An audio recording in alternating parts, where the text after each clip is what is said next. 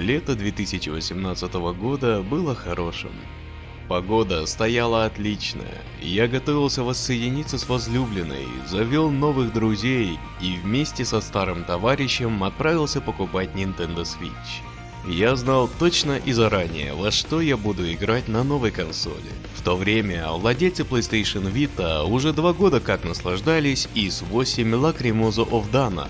Поэтому обидно, когда говорят, что на Vita нет игр. Как же вы умудрились пропустить такой замечательный эксклюзив? Ведь недаром президент Falcom Тосихиро Кондо неоднократно называл ис-8 самым любимым своим проектом. Насколько важной является серия ис для Falcom, видно потому, что сам президент был режиссером 7-й части, участвовал в написании сценария 8-й, а также выступал там в роли продюсера. Это давняя традиция. Еще прежний президент Масаюки Ката был продюсером ис, то есть напрямую руководил творческим процессом. Falcom никогда не скрывали того, что ис-8 был на тот момент самым амбициозным их проектом. Например, Кондо потребовал от команды композиторов, чтобы все новые мелодии можно было напеть или насвистеть. Это может показаться глупым, но по факту такое требование предполагало, чтобы все композиции 8-го ИСа были простыми, запоминающимися и цепляющими. Для музыки это очень важно. Помимо этого было много требований и к наполнению игры. Для нее планировалось столько всего, сколько раньше не было ни в одной части. Правда, на игровую карту Виты удалось вместить не все, и до поры до времени некоторые задумки лежали в загашнике. Их вернули при переносе ис-8 на PlayStation 4. Релиз на Windows и на Nintendo Switch неоднократно откладывался, и каждый раз довольно надолго. Последней даты я ждал уже с опаской, ожидая нового переноса. Но порт на Windows честно вышел 16 апреля. Однако я ждал релиза на Nintendo Switch, потому что хотел играть именно там. Но до того светлого момента предстояло терпеть еще целых 3 месяца, так что я все же разжился версией для Windows, чтобы хотя бы чуть-чуть ножкой попробовать это новое великолепие. Думаю, у каждого из нас есть такая глупая шутка, которую мы сами придумали и над которой смеемся только мы. У меня есть такая шутка. Если вы хотите сделать идеальный продукт для мальчиков младше 50, то это мотоциклы, море, пляж, девчонки в бикини, а лучше без, но кто ж позволит, корабли, пираты и динозавры. Если подумать, то игры в 90-е такими и были. Разве что с мотоциклами здесь как-то не сложилось, но куда уж их приткнуть в фэнтези. А вот все остальное намешали настолько густо, что ис-8 уже никак не могла получиться плохой игрой. Еще в главном меню стало понятно, что мы подружимся. Там играла такая красивая музыка, что невозможно было не влюбиться.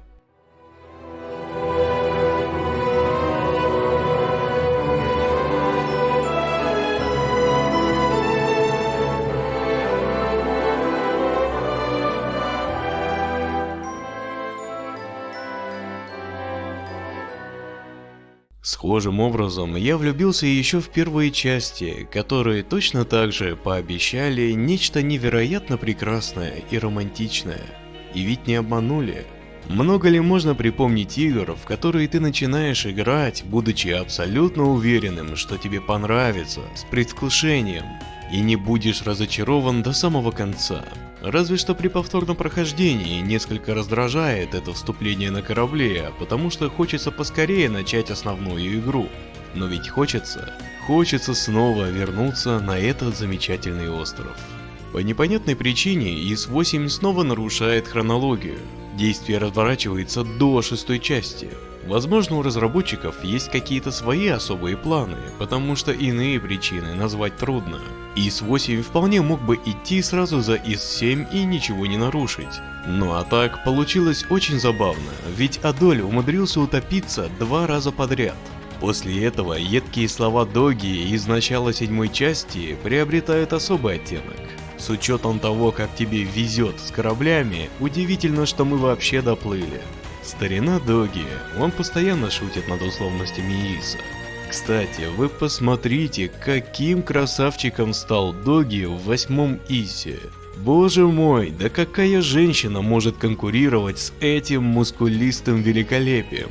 И представьте, за него просто нельзя играть. Да как же так-то? Так он и будет стоять в лагере, сложив руки на груди и заряжая всех вокруг тестостероном. Сюжет 8-го Иса вполне мог бы послужить сценарием для хорошего многосерийного аниме. Все начинается вполне обыденно. Плывет себе корабль. Наши герои устроились на нем помощниками, чтобы расплатиться за проезд. Хотя, полагаю, все это только ради формы шаловливого морячка. Похоже, Адоль очень удачно нес возмездие во имя Луны, и местный похотливый тентакливый монстр принял его за настоящую Сейлор Мун. Что ж, как говорят моряки, Адоль на корабле — это к несчастью. Все заканчивается вполне предсказуемо. Все пассажиры корабля оказываются на необитаемом острове. По задумке создателей, это тоже превращается в геймплейный элемент. Все пассажиры — это покемоны, и надо собрать их всех. Путем выполнения второстепенных квестов мы строим и совершенствуем общий поселок. Это наша база, которая будет снабжать нас полезными ресурсами на протяжении всей игры. Забавно, что здесь предусмотрели даже экономический аспект. Раз уж мы на необитаемом острове, то денег у нас нет вообще. Еще в Memories of Celceta появилась система обмена ресурсов. Тогда это сильно облегчило игру, а вот здесь это стало основным экономическим принципом. Натуральный обмен. Если принес нужные ресурсы, тогда и будет тебе новый предмет. Адолю начинает сниться девушка по имени Дана. Хорошо, что об этом не знает Лилия. Это непростые сны, да и сам остров тоже совершенно непростой. На этот раз Адолю придется бросить вызов ни много ни мало самим законам эволюции. Точнее, тем законам эволюции, которые царят в этом немного безумном мире. Великое древо истоков, растущее на острове, следит за развитием цивилизации в мире и имеет свой собственный план эволюции для всего сущего. Согласно этому плану, очередная цивилизация просто стиралась с лица Земли, чтобы эволюция начиналась заново, чуть ли не с уровня простейших организмов. Иронично, что древо имеет свой собственный совет хранителей эволюции, в который входит по представителю каждой погибшей цивилизации. Девушка Дана как раз принадлежит к цивилизации Этерния, которую точно так же благополучно ресетнули. Между прочим, забавно, что они эволюционировали из динозавров и были высокими и сильными. Человеки из динозавров – это круто. Низенькая и тощая Дана на фоне этих богатырей выглядит очень неестественно. Но похоже, ее специально сделали такой, чтобы подчеркнуть ее неуемную силу воли. Дана – это тоже традиция Иса, очередная чистая невинная девушка-жрица. Великое древо избрало ее в ряды хранителей эволюции и начало плановое уничтожение мира, после которого должна была остаться только Дана. Разумеется, саму Дану такой расклад не устраивает, и она отказывается вступать в совет. Исчерпав все средства борьбы и так не сумев побороть Рок, она погружает себя в долгий сон. Нашим героям предстоит вывести ее из этого анабиоза, и она присоединится к группе. Вместе с ней Адоль провернет свое любимое дело, нарушит заведенный порядок вещей и оборвет этот странный эволюционный цикл Великого Древа. Что ж, снова неоднозначный сюжет, вполне в традициях Иса. С традициями 8-й части вообще полный порядок. Есть знакомая зелено-голубая палитра, есть древние загадки и тайны, есть таинственная и романтичная атмосфера. Выполнен также норматив и на красивых девушек. Стоит отметить, что получилось иронично, что плоская Дана имеет самый вызывающий наряд. Может, потому что нечего прятать? У нее даже нарисованы соски. Из-за этого я придумал 8-му Ису название «Соски Даны». А Лаксии я и вовсе дал прозвище «Рыжие стринги». Что же касается музыки, то я согласен с оценкой создателей. Само название части уже очень музыкальное – «Лакримоза». В переводе с латыни это означает «слезный», «плачевный». Но сомневаюсь, что создатели ссылались на католическую секвенцию Dies Irae. Скорее всего, это отсылка на Реквием, где и цитируется часть из Dies Irae. Причем, подозреваю, отсылка не просто на Реквием, а на самый известный Реквием Моцарта. Так это или нет, но в любом случае, на момент выхода Ис-8 был без преувеличения самой музыкальной частью серии. И это в компании, где музыка и так всегда была в приоритете. Даже бывалые фанаты отмечают ее высокое качество, а что уж говорить о неискушенных игроках, которые никогда не слышали о серии Ys. Именно новички, кстати, отмечают в первую очередь, насколько классно звучит Ys 8. С этим трудно поспорить, во всех 60 с лишним композициях нет ни одной проходной. Что же, неудивительно, с учетом того, какие высокие требования были выставлены к саундтреку. Ведь он не просто красивый, он именно что подходящий. Он идеально вписывается даже не в пейзаж, а буквально в палитру изображения. Я сам заметил это только недавно, но это восхитительно. В местах с морем играет солнечная, радостная музыка. В местах с холодными цветами играет спокойная, романтичная мелодия. Ну а в местах с агрессивной красной палитрой играет напряженная боевая музыка. Впрочем, мест с агрессивно-красной палитрой здесь особо и не найти. Если Ys 8 и нарушил в этом отношении традиции серии, то разве что в том, что добавил пляжных красок, и они смотрелись там прекрасно.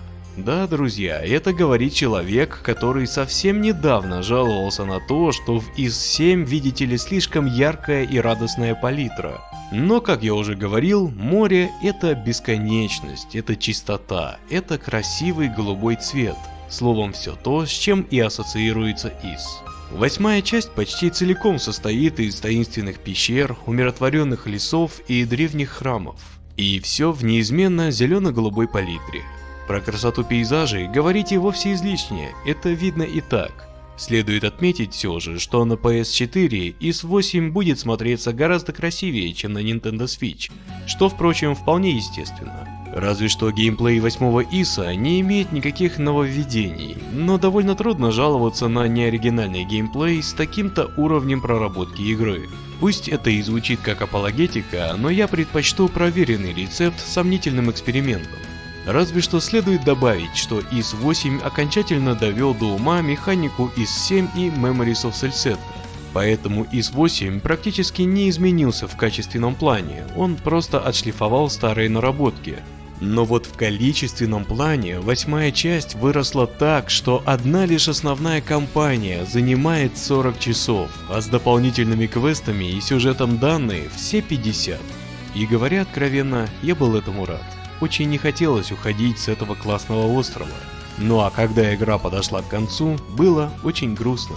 Такой вот парадокс. Не прошел игру, недоволен. Прошел, становится грустно. Но это хороший показатель. Значит и правда, все так хорошо, что и не хочется уходить. Если бы у 8-го Ys были дополнительные кампании, я бы обязательно их прошел. Впрочем, есть кое-что и получше. Ys 9. Но пока что мы, лохи без PlayStation 4, ждем ее релиза на ПК и на Nintendo Switch. Я знаю, что Ys 8 обратил на себя внимание многих игроков, которые не знали о существовании серии. Но еще мне хочется верить, что восьмая часть стала новым эволюционным шагом, когда игры Ys из хороших, но маленьких станут хорошими и большими. Ys 8 даже не надо рекомендовать, его и так порекомендовали все, кто только мог, потому что заслуженно, черт возьми. Так оно и должно быть, и я очень надеюсь, еще будет. Не люблю прощаться, поэтому скажу просто. Пока что все. Пока что. Слушайте маму и heavy metal, и обязательно играйте в Ys. Пока, подонки.